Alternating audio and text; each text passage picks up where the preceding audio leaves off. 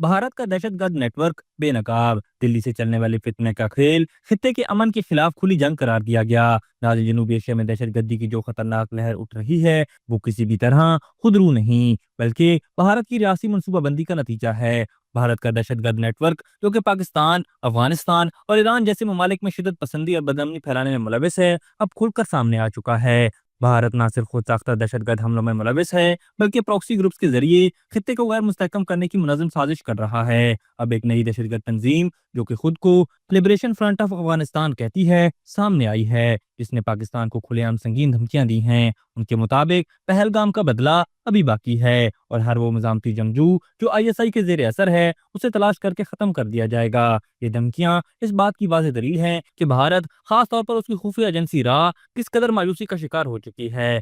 फितना और खारिज और फितना और हिंदुस्तान जैसे गिरोहों के नाकाम होने के बाद अब रा ने एक नई अफगान प्रॉक्सी को मैदान में उतार दिया है। ये एकदम वाज़ेह करता है कि भारत पाकिस्तान को गैर मुस्तहकम करने के लिए किस हद तक जा सकता है। नाज़रीन, इस सब के बाद सवाल ये पैदा होता है कि आखिर क्या दुनिया को अभी मजीद किसी सबूत की जरूरत है, और क्या ये वाज़ेह नहीं हो चुका कि भारत एक रियासी दहशतगर्द है जो आरएसएस और हिंदुत्व नजरिए के तहत पूरे खित्ते को आग में झोंकने के दर पे है। क्या पाकिस्तान, जो इन दहशतगर्द हमलों का असल निशाना रहा है, बैनुल अक़वामी हमदर्दी और अमली हिमायत का मुस्तहिक नहीं? दहशतगर्दी के इन वाक़यात से ये बात भी खुलकर सामने आ चुकी है कि भारत सिर्फ पाकिस्तान के खिलाफ नहीं, बल्कि पूरे खित्ते के अमन के खिलाफ एक खतरा बन चुका है। उसकी सियासत, उसकी मीडिया मशीनरी और उसके रियासती इदारे सब एक एजेंडे पर मुत्तफिक हैं कि पाकिस्तान को कमजोर करना, मुसलमानों को तकसीम करना और खित्ते में अपना तसल्लुत कायम करना। लेकिन भारत को यह भी याद रखना चाहिए कि पाकिस्तान न सिर्फ इन साजिशों से बेखूबी वाकिफ है, बल्कि एक मुत्तहिद कौम की सूरत में उनका भरपूर मुकाबला करने के लिए तैयार भी है। अब बहुत हो चुका, सांप बेनकाब हो चुका है,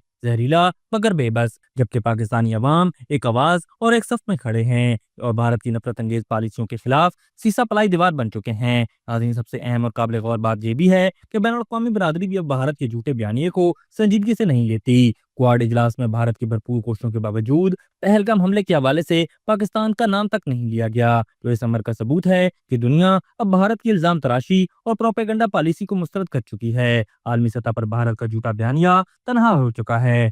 अभी तक के लिए सिर्फ इतना ही। मजीद दिलचस्प और ताज़ा तरीन खबरों से आगाह रहने के लिए हमारे चैनल इस्लामाबाद इंसाइडर को सब्सक्राइब करना मत भूलिए। और अगर हमारी ये वीडियो आपको अच्छी लगी है तो इसे लाइक कर दें और अपनी कीमती राय का इजहार नीचे दिए गए कमेंट सेक्शन में जरूर करें।